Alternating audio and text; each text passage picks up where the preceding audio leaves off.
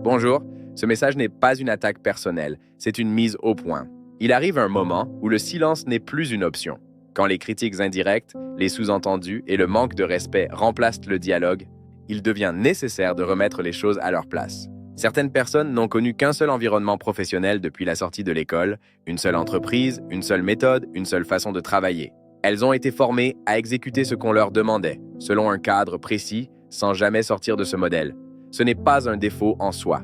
Mais cela devient un problème quand ce manque de diversité est confondu avec de l'expertise, et surtout quand il sert à juger les autres. Il y a une différence fondamentale entre exécuter et maîtriser, entre répéter des gestes et construire une véritable expérience professionnelle.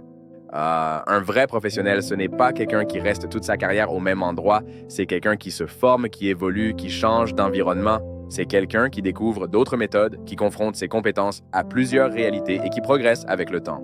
Se permettre de critiquer des personnes qui ont suivi plusieurs formations, qui ont plusieurs spécialités, qui ont travaillé dans différentes entreprises, ce n'est pas de la supériorité, c'est révéler ses propres limites. On ne rabaisse pas ce qu'on ne comprend pas, on apprend de ceux qui savent plus. Rester au même poste, dans la même société, sans jamais demander à évoluer, c'est un choix.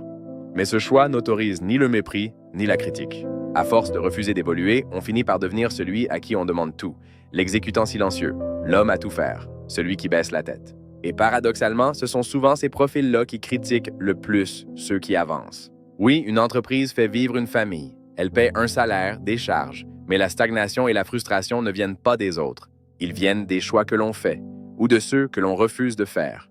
Le respect ne se critique pas. L'expérience ne se dénigre pas. Le professionnalisme se construit, il ne s'improvise pas. Ceux qui avancent, qui se forment et qui évoluent n'ont rien à prouver. Et ceux qui restent immobiles devraient peut-être commencer par écouter, au lieu de critiquer.